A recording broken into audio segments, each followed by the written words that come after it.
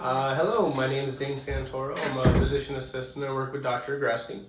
And I am going to be reading Chapter 6, Why Sarah is So Unhappy, from Dr. Agresti's book, Tales from the Couch. So, Chapter 6, Why is Sarah so unhappy? Sarah came to my office with her mother, Sheila. She was very casually dressed in jeans and a t-shirt. Her hair was pulled back in a messy bun. She wore no makeup and had some spots of acne sprinkling her face. She looked like she was in severe distress. Her eyes were red from crying and had bags under them, like she had not slept. The strain was evident on her face. In contrast was her mother, Sheila, who was calm and collected, wearing a patterned dress and makeup, very put together. There was definitely a dichotomy between how the two presented. I knew Sarah. She was a previous patient with a history of panic attacks, but I had not seen her in about 7 years. So after asking her what brought her in, she stated, "I had to come in to see you today because I'm having panic attacks again. The same panic attacks I had when I saw you years ago." Many questions came to mind, but I began by asking what's going on with the panic attacks. She said, "Well, the attack started about 6 weeks ago, and now it's gotten so bad that I can't even go to work. My heart pounds in my chest. I got this feeling that I'm about to die. My stomach is in knots. My brain tells me that something horrible is about to happen, and I get all sweaty. I just become horribly anxious and almost frozen in panic."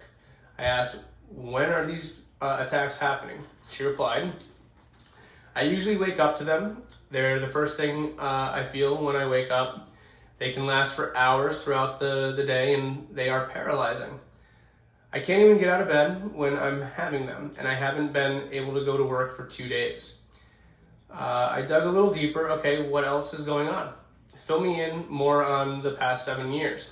She began, "Well, when I saw you before I was 22, and now I'm 29. That checks out. That's 7 years.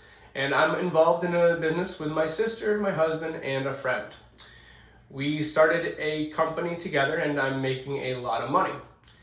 Hundreds of $1,000s a year, so for the most part, everything is pretty good for me at work." I said, "Well, that all sounds really good, Sarah. So you say things are good at work, but you said for the most part, so there must be some problems. What's the deal?" She replied, "Well, I do have some issues at work. Not with me, but with one of our partners. She's not pulling her weight, and I'm stressed out about it because she takes 25% of the profits, and my husband, sister, and I split the 75%.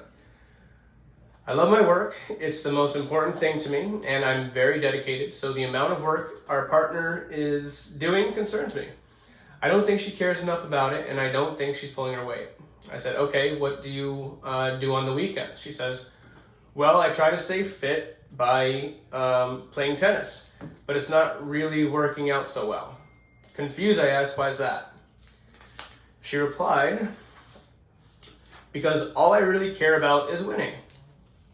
I have no desire to socialize with other women after the matches. When I'm on the court, I try to win, and then afterward, I just get out of there." I said, "That doesn't sound very relaxing." "She sounds like a joy." She said, "It's not relaxing. I don't play to relax. Unless I win, I really don't get much out of it, not at all." She then goes on, "I hate the weekends. I feel like I'm wasting my time." I said, "What do you mean you're wasting your time?" She replies, "I only like making money. When I'm working, I'm happy because I'm making money. When I'm not working, I'm not happy." I said, "That sounds pretty stringent. What's going on with that?" She stated very matter-of-factly, "Well, my husband and I have talked a lot about our future plans. We've decided that we're going to work very hard to make as much money as we can, and then when I'm 40, we're going to sell this company for all the money we can get, and then we're going to really start living." So I asked, "You're not really living now?" She said, "No, I'm not. I'm just working right now. Work is the only thing I feel good about because I work hard to make money for our future." I asked, "So if I took work away from you, what would you have?" She said, "I have money in the bank. and then asked her, does that make you feel good? She said, no, it's not exactly the money that makes me feel good, but it's a means to an end. I'll feel good about it later. So as the conversation progressed, we got to the point where she said, well, I don't feel I have any real value if I don't make money or I don't have money. So I said, let's skip ahead until you're 40. You have a lot of money, then what? She said, well, then I'll feel happy. No, that's not how it works. I said, well, you're making money now and you're not happy. So what are you going to do with all this money once you have it? She said, well, as I said, that's when I'll be able to really live, and then I'll maybe figure out things that make me happy. I looked at her and said, well, the problem is you have to live right now. Instead, you're living in this imaginary place, 11 years down the road. That's a long time to go unhappy. So the more that we talked, she began to open up and said, well, I think that worth is tied to money. If you have money, you have something tangible. I challenged her. Well, let's say you suddenly have all the money you could ever want. Is that going to fix your problems that you have right now? She conceded, replying, no, it wouldn't fix these panic attacks. I said, so as you've said, you have a lot of money, but you're still getting these panic attacks. Maybe you need to look at things from a different angle. What's stressing you out on the most? She said, well, I'm angry and resentful that my partner takes 25% of the company's profits when she doesn't pull 25% of the weight. I mean, she's a partner, but she sure doesn't do the work of a partner. I wanted to try to get a little deeper. I felt like we were only scratching the surface with all the money stuff. So I asked, you said you play tennis just as a way to stay fit. Besides that and your business, what else do you do? Is there anything other than business that you enjoy doing? She says, no, honestly not. So Sarah hates the weekends because she's not working, which means she's not making money. To me, it sounded like a recipe for a miserable life, which I agree. I began to suspect that everything Sarah did was like a transaction. Everything was related to work. Everything was a means to an end for her. It really was all about the money. I said, it seems like you have kind of an empty way of approaching everything. You have no friends to share common interests with, no hobbies you enjoy, and aside from working, nothing that brings you pleasure. She replied, I don't need hobbies or pleasure activities because I get that from work. Husband. I challenged her and said, how's that working for you? You're in a psychiatrist's office talking about these horrible panic attacks. She admitted, well, I guess it's not working too well because the attacks are so bad at this point, I can't even go to work. I suggested we're going to have to look at things differently. We're going to have to look at the here and now and decide what's going to work for you today. Because you're having panic attacks today, I can see that some things have changed with you. I remember you used to dress so nicely. You used to care about how you looked. What happened there? She said, well, that's kind of gone by the wayside. I don't really care about how I look anymore. I'm not trying to impress anyone. I said, well, maybe you should start there. Maybe you should start caring about how you look for you, because how you look has a lot to do with how you feel. And what about when you talk to people? How are you interacting with your employees? She said, well, my employees say that all I ever talk about is business. I don't know where they would get that from. They're always coming in on Monday mornings talking about their weekends, what they did and who they saw, and they don't even bother to ask me anymore because they know I'll have nothing to say. I said, does hearing them talk about their weekends ever make you think that maybe your life is a little imbalanced? That's an area that could change too. Maybe you should at least try to listen and participate in their conversations. What about your husband? What are your interactions with him like? How is your relationship? She admitted, well, with my husband, all we do is talk about how we can make the business grow so that we make more money. We do talk about our plans for selling the business when I'm 40, but ultimately, the conversation always circles back to money.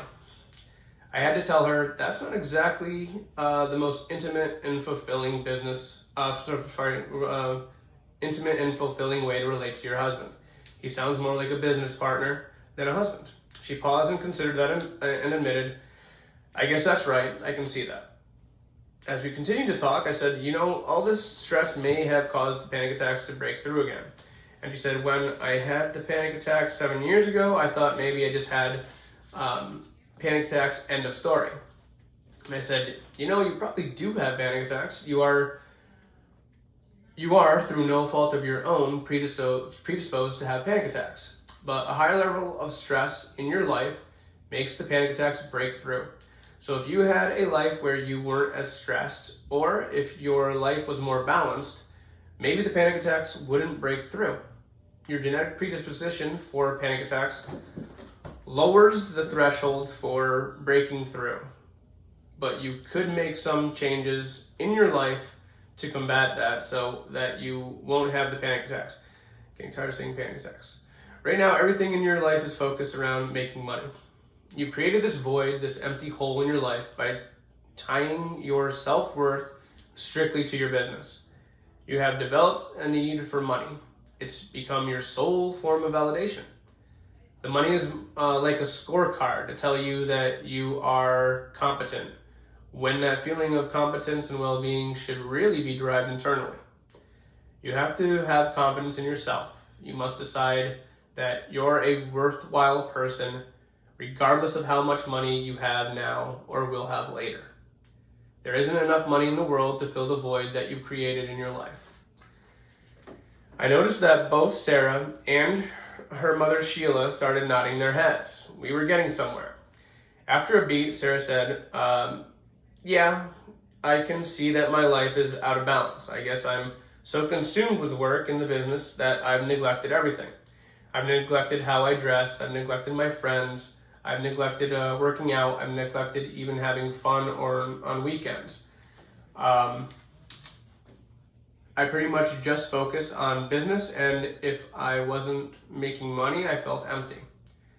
I said, so now you see that how that's probably not going to work for you. And if you want these panic attacks to go away, I think we need to start with some basic things. How about you start working out every day, or at least do some sort of physical activity, preferably where you're interacting with other people on subjects other than your business. That will alleviate some stress, and maybe you need to start looking at how you dress. Take some pride in your appearance. Maybe you need to start looking at how you're talking to people. People are not business opportunities. Everything is not just about winning. Money cannot be your sole motivation in life, and you have to live your life now, not 11 years from now. You're looking at the destination, but you're missing the journey. I said, Sarah, you need to pull back from where you are and look at the big picture. Is the big picture just about having money? Is money going to restore feelings of confidence and self-worth in yourself? She said, no, I guess my priorities are mixed up. I said, Sarah, that's exactly right. That's why you're unhappy. Your approach to life has robbed you of your serenity. Your priorities have centered on the pursuit of money and trying to fill this empty void within yourself instead of money first. Try putting your serenity first. I can see how you got caught up in money because money is seductive. You become successful and you felt that you felt the more money you made, the better you were going to feel. But it turns out it didn't work that way. The more consumed you became with the business and the money, the harder you worked, and the less time you spent on other things. You need to shift your focus to other things. I suggested we start an antidepressant called sertraline, and Sarah agreed. That was the end of the first session. She came back the next day because she was in a crisis. She reported that she has barely been able to get out of bed and to get to the office. The sertraline I gave her might be helpful, but it wouldn't be effective for at least 2 weeks. She needed something that would work now. So I gave her a script for clonazepam. This drug works immediately to stop panic attacks, decrease anxiety, and help with sleep. I told her that I told her to take that and I'd see her again tomorrow. Sarah came back the next day with her mother Sheila at her side, and her anxiety had definitely eased from the clonazepam. She looked like she had to at least had a shower, her hair was done, and she was dressed more neatly and a little bit more attentively. I asked how it's going. She said, well, I'm doing a little bit better. I went to work for a few hours today, and my employees even noticed something different about me. They said I didn't seem so uptight and that my angry edge seemed blunted a bit. I was surprised that they noticed anything, but let alone actually telling me about it. I said that sounds like a good start. I think you need to start paying attention to what's going on around you and interacting with people around you. You need to start living now and not be so consumed with living 11 years from now. You cannot postpone living for 11 years. You're not even promised tomorrow, so there's no point in fixating on something 11 years down the road. We then had some conversation about her husband as well. I explained to her, you're going to have to take a break from business when you get home. There are going to have to be some boundaries here. You and your husband are going to have to set boundaries where you're where you're not just talking about business. Although you work together at home, you're going to have to be husband and wife. And you need to have conversations about family, about your home, about your relationship, and about things to do together. You need expression of love and you need intimacy. Your relationship cannot be all about business.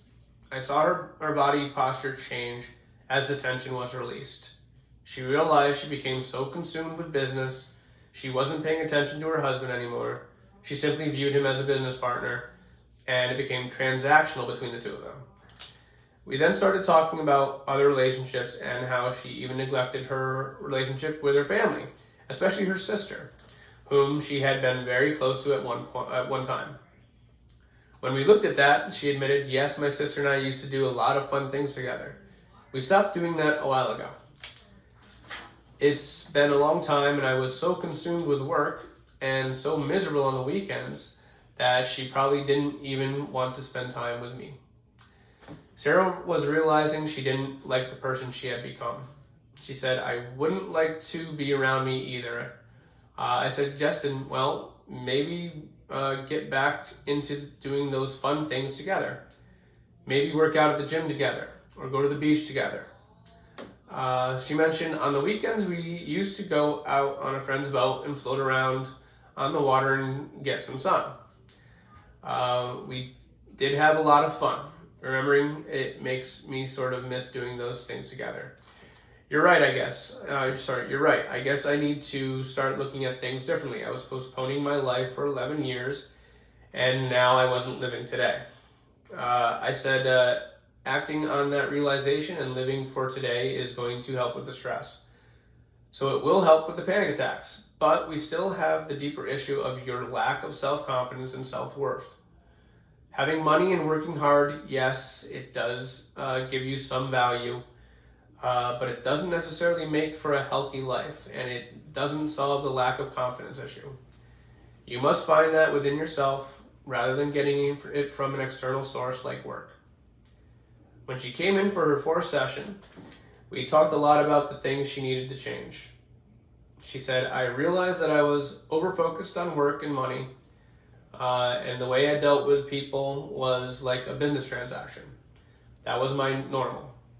I didn't think that people noticed, but now I'm realizing that everyone noticed. When my employees said that I had seemed angry all the time, that hit me hard.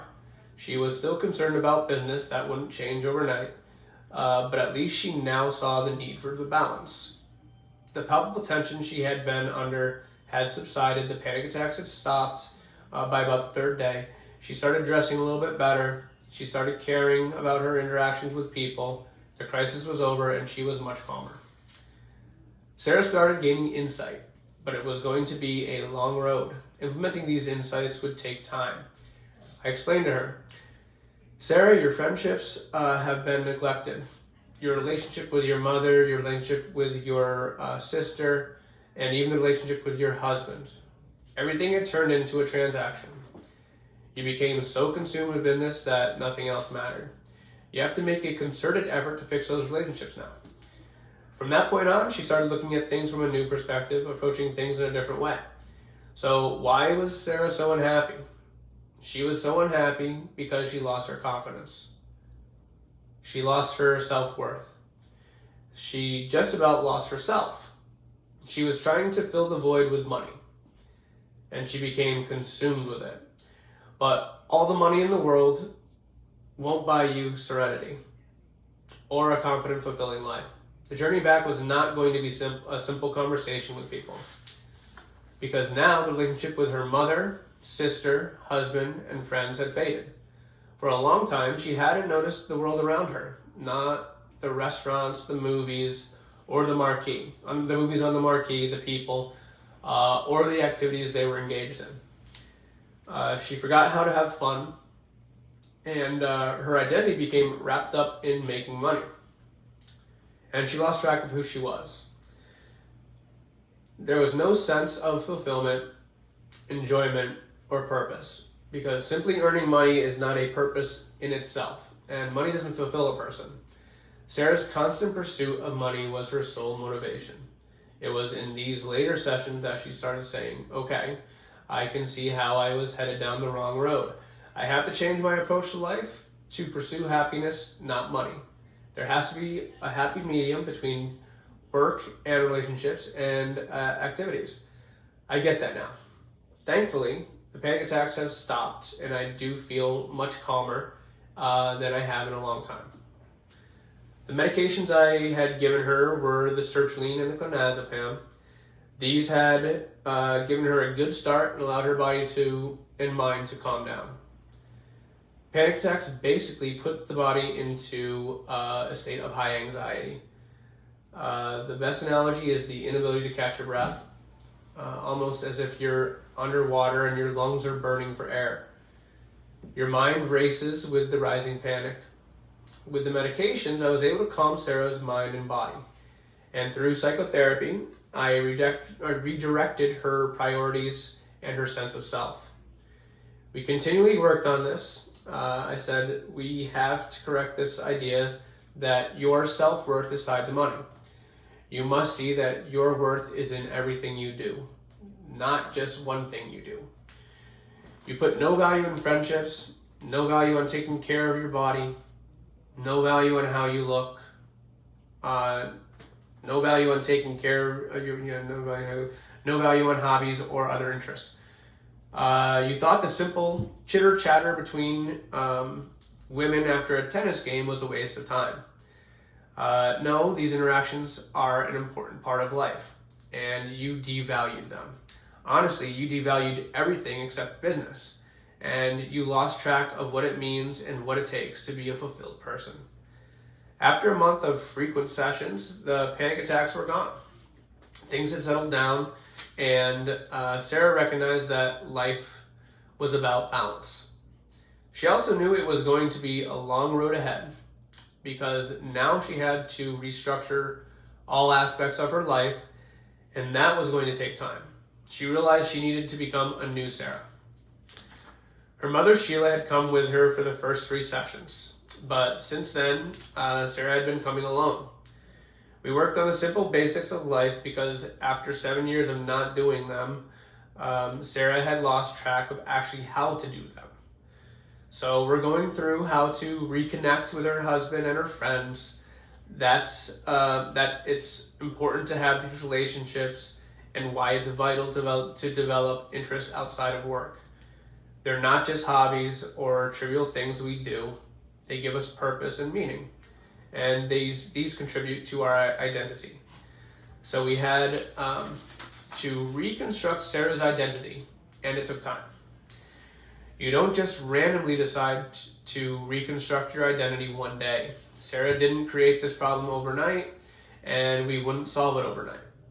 We were able to start getting Sarah back, caring about how she looked, caring about what she was wearing, talking to people about everyday things, talking to her sister about what clothes she would wear or what makeup she would try. she would initiate real, intimate conversations with her husband. Not all about business like before. She was working out each day, it's good, which she found relieved a lot of stress. Playing tennis on the weekends wasn't all about winning, and socializing after the match became the norm. She engaged with people and participated in conversations and made social engagements for reasons other than advancing business endeavors. Sarah has learned that the sole pursuit of money led to nowhere but emptiness, and she now has balance in her life. The end result? Sarah's not so unhappy. All right, that was chapter 6 of Dr. Agresti's Tales from the Couch. I hope you enjoyed it. Take care.